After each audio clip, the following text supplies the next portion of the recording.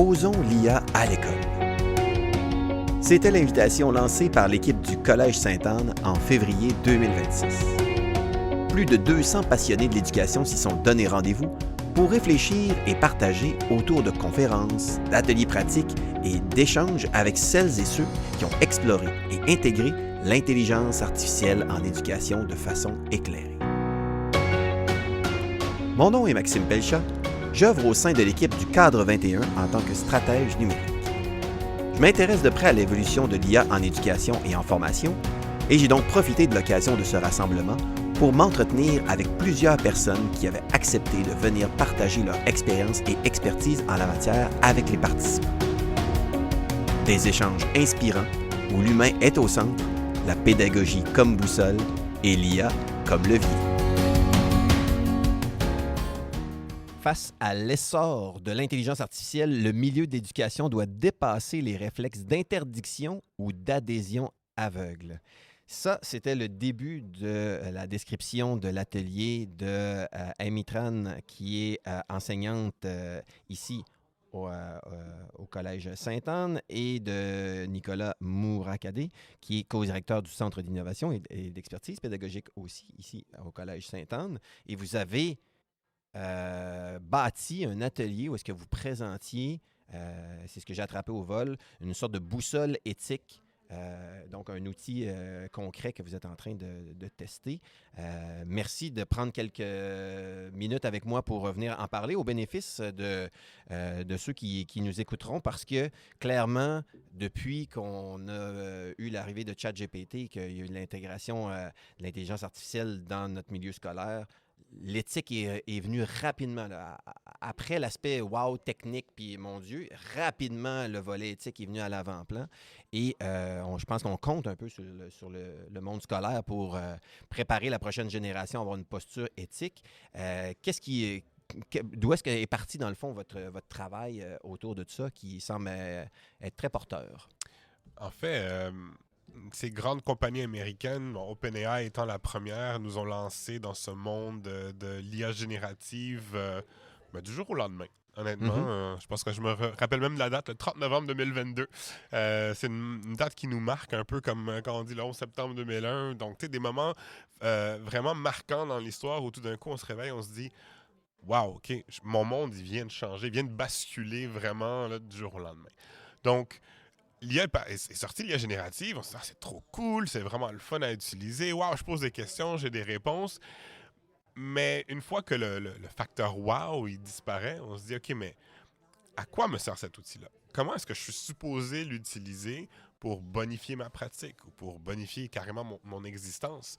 Et c'est là le naturel des gens sort. Donc, les gens qui ont toujours été très pédagogiques et curieux vont l'utiliser de manière naturellement éthique, mais d'autres qui veulent l'utiliser pour court-circuiter l'apprentissage, peu importe, ils vont l'utiliser à mauvais escient. Ce qui est vraiment intéressant, c'est qu'en fait, il y a eu des études depuis 2022, des sondages plutôt, auprès des étudiants, surtout de l'université, pour leur demander c'est quoi leur niveau de plagiat, maintenant que l'IA générative est sortie versus avant. Et ça n'a pas tant changé. Les jeunes qui ont toujours voulu prendre un raccourci, on continue à en prendre. Ceux qui n'étaient pas trop intéressés n'en prennent pas nécessairement plus.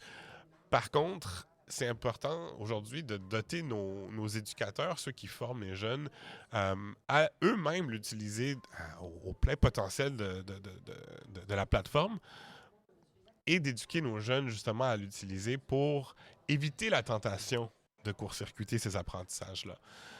C'est notre rôle, c'est notre responsabilité en tant qu'adulte, qu'éducateur, de montrer à ces jeunes que ces outils sont, oui, merveilleux, oui, ce facteur wow existe encore, mais qu'au bout du compte, s'ils ne font pas les bonnes choses avec, ils risquent de se retrouver justement à un moment donné, à l'âge adulte ou quand ils n'ont pas d'ordinateur devant eux, dans une situation où tout d'un coup, ils vont dire « mais je ne sais pas quoi faire ». Et c'est ça qu'on veut éviter. Puis je pense que l'atelier qu'on a donné aujourd'hui, puis en fait, je pense l'objectif de l'ensemble de tous les travaux qu'on a fait ensemble, c'était de faire en sorte que les éducateurs ne deviennent pas la police du plagiat en classe. C'est pas ça qu'on veut. Au contraire, on veut donner une espèce d'outils et des ressources pour que les éducateurs deviennent des guides éthiques avec les élèves à travers ça. Puis, des fois, ça peut sembler évident, mais d'autres fois, pas tant, parce que parmi les étudiants que tu parlais tantôt, là, ceux il y en a qui court-circuitaient avant puis qui continuaient à court-circuiter, puis il y en a qui faisaient bien avant puis qui continuaient à bien faire. Mais parmi ces personnes-là qui essayent de continuer à bien faire, des fois, ils ne savent peut-être pas l'ampleur ou les conséquences de leurs utilisations de l'IA. Tu sais, eux autres, ils pensent bien faire, ils pensent vraiment qu'ils font bien puis qu'ils ne sont pas en train de prendre des shortcuts, mais il se peut que inconsciemment, tu en aies pris ou que sans le savoir, sans le vouloir, tu t'es mis vulnérable à certaines fuites de données ou quoi que ce soit avec l'outil, avec le robot. Fait que je pense que, tu sais, on a voulu donner des réflexes au monde, des moments de pause qu'on se force à avoir pour se poser des questions. Ah, c'est intéressant cette dimension de, on pourrait dire, de problématique éthique intentionnelle et non intentionnelle jusqu'à un certain point, parce que tout ça, on essaie d'accompagner à les identifier puis à avoir des comportements qui sont plutôt tournés vers des bonnes pratiques. Est-ce que ça a été un gros travail de comme recenser un peu tout ce qu'il fallait englober dans ce regard éthique-là? Ben, la première étape dans notre processus, en fait, il remonte déjà presque à 2 ans. On s'est assis, il y avait eu, c'est des gens de notre école secondaire, de notre collégiale, des profs, des conseillers pédagogiques, des membres de la direction, même des membres de l'administration qui travaillent je pense qu'il y avait une personne des finances, qui sont rencontrés. On était une dizaine de personnes. On s'est rencontrés peut-être 6, 7, 8 fois. Puis on a des débats importants sur, OK, mais qu'est-ce qui est important? Mm-hmm. Qu'est-ce qui est important? Qu'est-ce que les jeunes devraient savoir? Qu'est-ce qu'ils devraient éviter de faire, les jeunes, les adultes, peu importe? Qu'est-ce que l'être humain doit continuer à faire pour qu'il soit reconnu comme être humain? Et puis ça a découlé éventuellement dans une politique. Mais bon, on comprend qu'une politique, c'est un peu long et plate à lire, là, des politiques de 12 pages. Mais cette politique-là, ça nous a donné un cadre. Un cadre qui nous a permis, à partir de là, de se dire, OK, c'est ce qu'on souhaite dans notre école. À partir de là, comment est-ce qu'on peut communiquer ça aux gens? Comment est-ce qu'on peut les former dans cette direction-là? Parce que, au final, c'est pas lire quelque chose qui va nous orienter. C'est de le mettre en pratique. Comme Amy l'a dit, c'est de se poser les questions au point où ça devient un réflexe et que là, on n'a plus besoin de se poser ces questions-là. Mm-hmm. Donc, c'est comme un peu la genèse là, de tout ce qu'on fait aujourd'hui. Et donc, à partir de ce travail-là en amont, c'est ça qui a un peu donné naissance dans l'intention que vous aviez à pas nécessairement faire un document de règlement, mais plutôt quelque chose qui tendait plus vers le concept d'une boussole. Oui, c'est ça. Mais tu sais, ça donnait bien, là. Dans le travail qu'on a fait, on a commencé par dégager 4 thèmes, tu sais, 4 pôles, piliers de notre politique qui nous était chère, entre autres la diversité et responsabilité, l'agentivité humaine, la confidentialité et l'éthique des données, et puis finalement la transparence et l'intégrité intellectuelle. Fait à partir de ces 4 pôles-là, on s'est demandé c'est quoi les bonnes questions à se poser lors de la création d'activités pédagogiques, pendant l'activité en classe et après l'activité. Et après ça, on s'est dit, bon, bien parfait, on va partir avec ça, puis on va donner le réflexe aux enseignants de se poser ces questions-là jusqu'à ce que ça ne soit plus nécessaire. Ouais.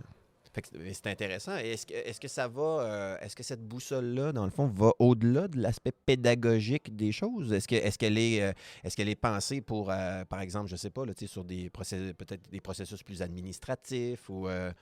Absolument. Ben, quand on parle de confidentialité des données, je veux dire, c'est un réflexe qu'on doit tous avoir. On le sait très bien, lorsqu'on utilise l'IA, on pose des questions. L'IA, les grands distributeurs américains, là, OpenAI, Google, etc., ben, ils se nourrissent des données qu'on leur donne. Donc, c'est hyper important, autant pour un prof que n'importe quel membre de l'administration, de ne pas commencer à mettre des données financières de l'école, des noms d'élèves, toutes données qui pourraient vraiment contrevenir à la loi 25 et à la logique aussi. Donc, c'est sûr que nous, quand on a créé cette politique-là à la base, c'était pour tout le monde. Mais vraiment, dans ces piliers-là, je pense que toute personne peut se reconnaître. Quand on parle d'agentivité humaine, on veut s'assurer que l'humain, au bout du compte, c'est celui qui prend la décision finale. On ne voudrait pas que ce soit relégué à une machine. Ouais, mais l'IA m'a dit telle chose. Tu sais, souvent, j'utilise l'analogie de Iron Man, qui a Jarvis, son assistant. Là. Tu sais, Jarvis va lui dire attention, il y a un missile qui s'en vient dans 2 minutes 33 secondes où il te reste 10% de ton énergie. Ben, il donne des conseils, mais Iron Man, il va prendre la décision finale. Si Jarvis lui disait tire sur telle cible et Iron Man ne veut pas, ben Iron Man va dire non, je ne vais pas le faire.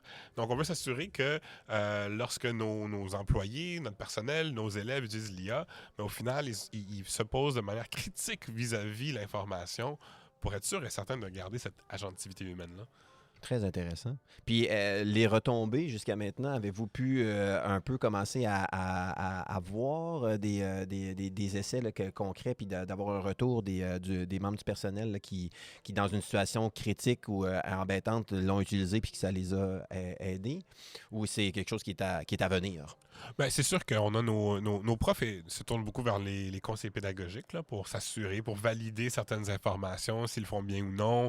Ils ont et la politique, et le guide, le one-pager, comme on dit, et on a un outil qui s'appelle la boussole éthique pour évaluer, disons, des tâches pédagogiques, pour s'assurer de la clarté et de la manière que cette tâche-là respecte un peu nos balises. Mais c'est sûr que je pourrais pas vous dire au quotidien, on a tant de rétroactions, mais c'est parce qu'on sait que les profs ont appris. Là, un élève le disait tantôt dans l'atelier, il y a un élève présent, il a dit ben oui, je vois mon prof dire OK, dans ce travail, je peux juste utiliser le niveau 2. Donc là, il sait que s'il utilise l'IA, ben, voici la manière qu'il va l'utiliser. Donc, c'est quand même assez intéressant. Vraiment intéressant ce concept de boussole qui amène justement à se poser des questions dans toutes circonstances, puis d'avoir des repères communs aussi dans l'équipe. Je terminerai notre discussion peut-être en vous posant la question, est-ce qu'il y a une ressource ou une lecture, dans le fond, qui a été orientante pour vous autres quand vous avez fait cette démarche-là? Lorsqu'on avait commencé la politique, il y en avait peu qui existaient. Bon, il y avait beaucoup de choses gouvernementales qui existaient à l'époque. Mais c'est bien une chose, dans la dernière année, moi, personnellement, qui m'a beaucoup inspiré, c'est le guide du MIT. C'est pas une politique, c'est quelque chose de beaucoup plus concret. Il est très imagé. Il est très collé à la réalité de l'enseignant ou du milieu de l'éducation en général. Et puis, je recommanderais la lecture à toute personne qui veut vraiment se mettre un peu les mains dans l'éthique de l'IA parce que moi, j'ai adoré ça. Très intéressant. Ben, Amy, Nicolas, merci beaucoup de votre temps puis bravo pour votre innovation. Merci beaucoup, Maxime.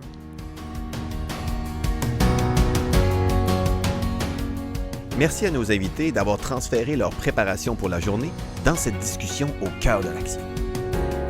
Merci à l'équipe du Collège Sainte-Anne, à Jacques Cool et au comité organisateur de la journée de nous avoir permis de nous installer confortablement au cœur de l'événement avec nos micros. Et merci à mon complice François Lake du Récit de l'enseignement privé m'avoir assisté au pilotage technique de cette station ainsi qu'au montage des épisodes. Pour l'édition 2027, Osons l'IA à l'école se transforme en un grand éducato. Un rendez-vous collaboratif unique qui proposera de passer de la réflexion à la création de solutions pédagogiques concrètes propulsées par l'IA. D'ici là, je vous invite à explorer les autres discussions que nous avons eues pendant cette riche journée avec des pédagogues tout aussi passionnés et éclairés. Ici Maxime Pelchat du Cadre 21 qui vous dit bon développement professionnel et à bientôt! Le Cadre 21 est une initiative de la Fédération des établissements d'enseignement privé, avec le soutien financier du ministère de l'Éducation du Québec et de Desjardins Caisse de l'Éducation. La station Balado du Cadre 21 est membre de Balado Pédago, une communauté dynamique de professionnels de l'éducation qui partagent une vision commune, transformer l'apprentissage et l'enseignement grâce à des échanges enrichissants et inspirants. Bonifiez votre liste de lecture en explorant baladopédago.com afin de découvrir d'autres balados liés au monde de l'éducation.